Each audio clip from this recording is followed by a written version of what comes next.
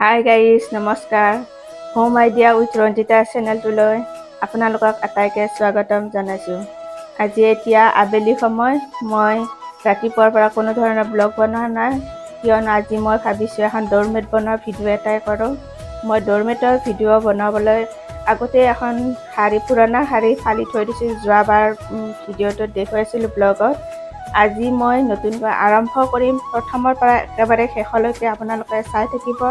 মই ড'ৰমেটখননো মই কেনেকৈ বনাওঁ, একেবাৰে সহজ পদ্ধতিৰে বনাম, চাই থাকিব। কোনো স্কিপ নকৰাকৈ আপোনালোকে শিকিব পাৰিব। জিগজাগ টাইপৰ কেনেকৈনো এখন ফটা চিঙা কাপোৰেৰে আমি ধুনীয়াকৈ এখন ড'ৰমেট বনাব পাৰোঁ, ঠিক তেনেকৈ মই বনাম, শেষলৈকে চাই থাকিব। ড'ৰমেট বনাবলৈ মই লৈছোঁ, এইটো এটা কাঠৰ ফ্ৰেম বনাই লৈছোঁ, লগতে ইয়াতে গজাল মাৰি লৈছোঁ, কেইটামান গজাল মাৰি লৈ এনেকৈ মই ফ্ৰেমটো বনাই লৈছোঁ। গোটেইটো দেখুৱাইছোঁ। আৰু লগতে শাৰীখন সেইদিনা ফালি থকা দেখুৱাইছিলোঁ, এইখন এনেকৈ মই সৰু সৰুকৈ ফালি লৈছোঁ, পিচ কৰি কৰি লৈ লৈছোঁ এনেকৈ ফালি। আৰু দুডাল মই ছাইডত দিবৰ বাবে, ফ্ৰেমৰ ছাইডত দিবৰ বাবে এই দুডাল ৰড লৈছোঁ। চাই থাকিব কেনেকৈনো বনাওঁ। মই যে দুডাল ৰড লৈছিলোঁ, সেই দুয়ো চাইডে মই ধুনীয়াকৈ সূতাৰ সহায়েৰে ভালকৈ বান্ধি লৈছোঁ, যাতে এই বান্ধনটো খুলি নাযায়। এই দুয়োডাল লোৱাৰ কাৰণ কি জানেনে আপোনালোকে? এই দুয়োডাল লোৱাৰ কাৰণ হৈছে যাতে গুঠি থাকোঁতে কাপোৰখন যেতিয়া আমি টানি টানি গুঠোঁ, দুই চাইডৰ পৰা মাছফালে সোমোৱাই নাহে।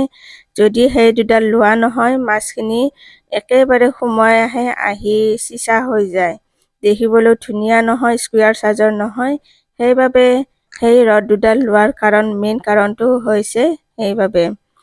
তাত মই এই দুইডাল ৰড ধুনীয়াকৈ জোখ অনুসৰি কাটি লৈছিলোঁ, যিহেতু মই বান্ধি ল'লোঁ।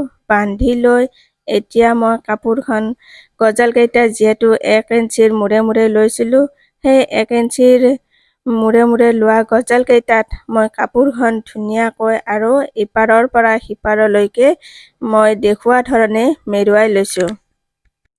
ড'ৰমেটখন গোঠাৰ প্ৰচেছটো যিহেতু প্ৰথমৰ পৰা শেষলৈকে একেই হয়, একে চিষ্টেমত গোঠা হয়, সেয়েহে মই বিশেষ আৰু কৈ নাথাকোঁ। আপোনালোকে ধুনীয়াকৈ মন কৰিব মই কেনেকৈনো গুঠি গৈছোঁ। অতি সহজতে আপোনালোকে শিকিবলৈ পাব।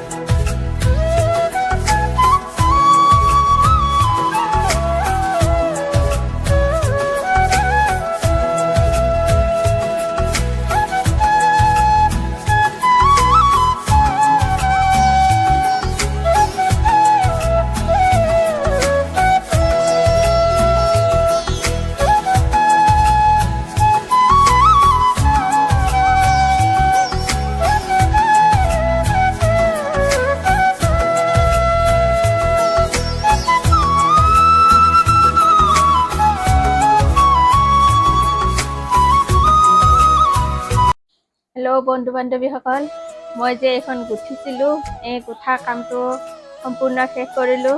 এতিয়া আহকচোন চাওঁ মই ফিনিচিংটো কেনেকৈনো দিওঁ। মই যিহেতু এইখিনি মই গুঠিছিলোঁ ৰঙা ৰঙেৰে, শাৰীখনত থকা সৰু ছাইড পটিটোৰে, আৰু শেষতো মই এইখিনি বনাই দিছোঁ। এতিয়া গোটেইখিনি মই ইয়ালৈকে যদি গুঠিব পাৰিলোঁ হয়, তেতিয়া মই এইখিনি ডাইৰেক্ট ওলাই দিলেই হ'ল হয়।